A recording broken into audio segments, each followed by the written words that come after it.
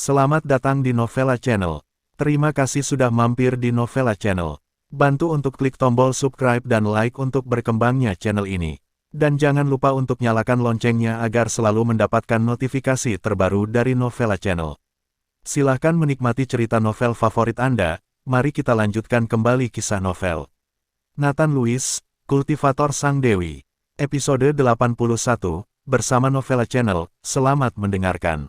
Masih bersama Novella Channel, mari kita lanjutkan. Pemimpin, Tuan Wetner melihat bala bantuan habis dengan panik, dan bergegas menemuinya. Wetner, kamu belum pergi. Yakub Deran bertanya dengan heran melihat Falco Wetner masih di sana.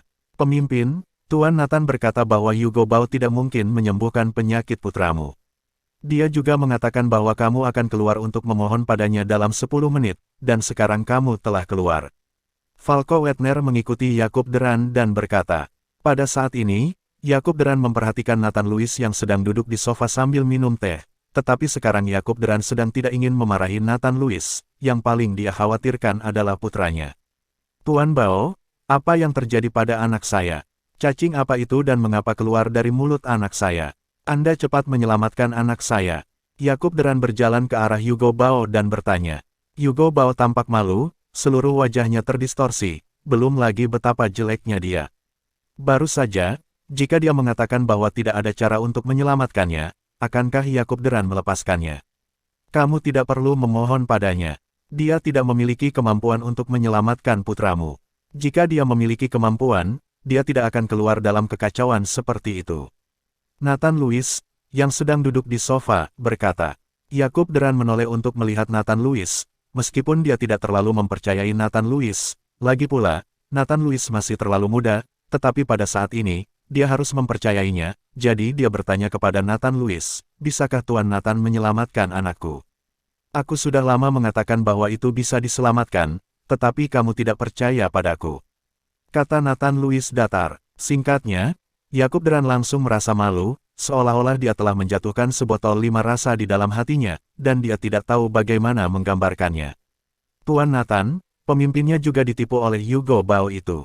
Saya harap Anda tidak mempedulikannya dan menyelamatkan putra pemimpin itu.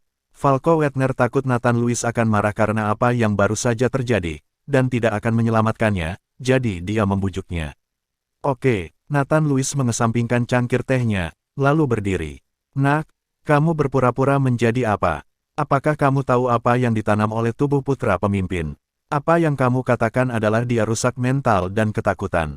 Melihat Nathan Lewis benar-benar berani masuk, Hugo Bau bertanya kepada Nathan Lewis. Bukankah itu hanya boneka kecil? Itu membuatmu takut seperti itu.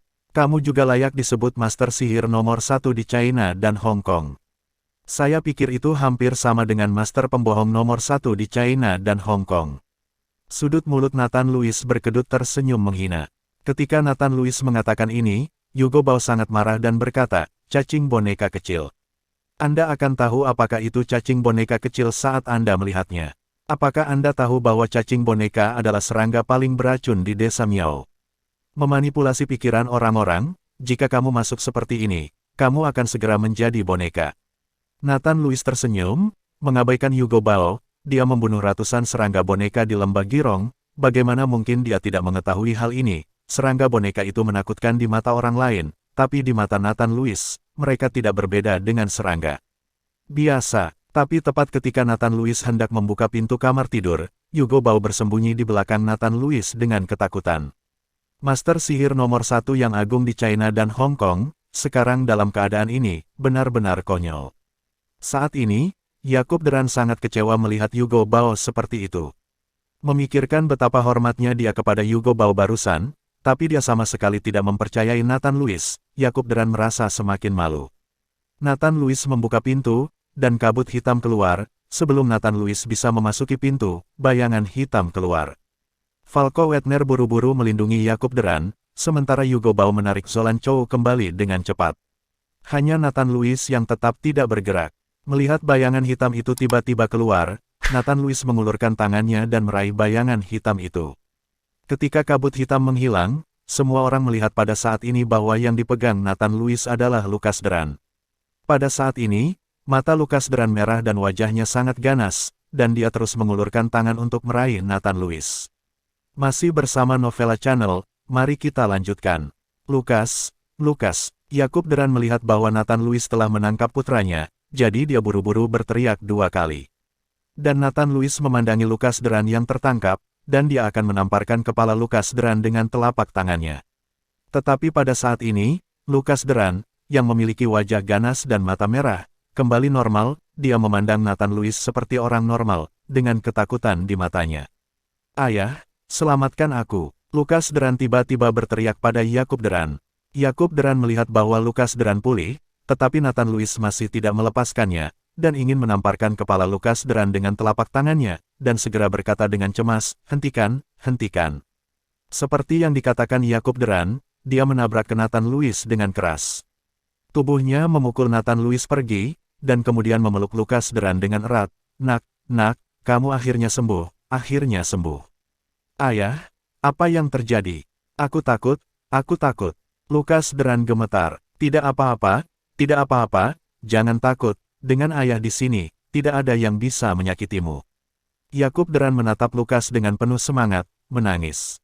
Pada saat ini, Nathan Lewis memandang Lucas yang telah pulih ke keadaan semula, dan masih ada niat membunuh yang kuat di matanya, dan alisnya juga berkerut. "Pemimpin Duran, anakmu belum pulih. Dia bukan anakmu sekarang. Dia telah menjadi boneka. Kamu hanya bisa membunuh boneka di tubuhnya," kata Nathan Lewis kepada Yakub Duran. Yakub Duran terkejut sesaat, dan kemudian melihat lebih dekat pada putranya. "Ayah, aku anakmu. Aku bukan boneka. Aku tidak ingin mati. Jangan biarkan mereka membunuhku." Lucas berpura-pura takut, dan memegang tangan Yakub Duran. Melihat Lucas Duran seperti itu, Yakub Duran dengan cepat menghiburnya. "Jangan khawatir, aku tidak akan membiarkan menyentuhmu." Setelah selesai berbicara, Yakub Duran menatap Nathan Lewis dan berkata, "Putraku sudah sembuh sekarang, di mana boneka macam apa, berhenti bicara omong kosong. Jika kamu tidak menyingkirkan boneka ini, cepat atau lambat putramu akan mati." Setelah Nathan Lewis selesai berbicara, dia menjentikkan jarinya dan ingin pergi sejauh itu. Berani, melihat Nathan Lewis masih ingin melakukan sesuatu pada putranya, wajah Yakub Duran menjadi marah, momentumnya tiba-tiba meningkat, dan dia menamparkan Nathan Lewis dengan telapak tangannya.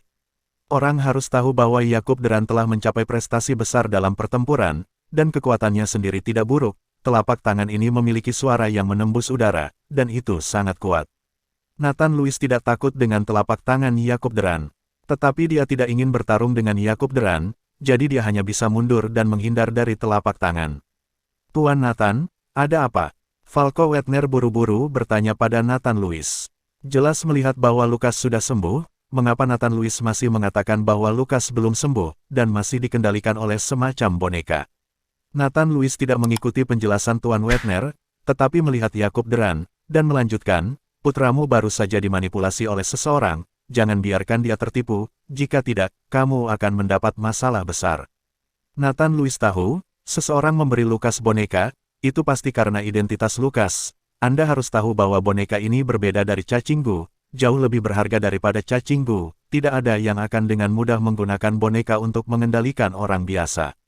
Dan sekarang Lucas telah dijadikan boneka, dia pasti mencoba untuk mengendalikan Yakub Duran melalui Lucas, dan Yakub Duran, sebagai pemimpin 6 pintu, jika dia digunakan oleh seseorang yang memiliki hati, itu akan memiliki konsekuensi yang mengerikan. "Kamu tidak perlu membuatku takut di sini, anakku sangat langka sehingga aku tidak bisa melihatnya sendiri." Yakub Duran sama sekali tidak mempercayai kata-kata Nathan Lewis.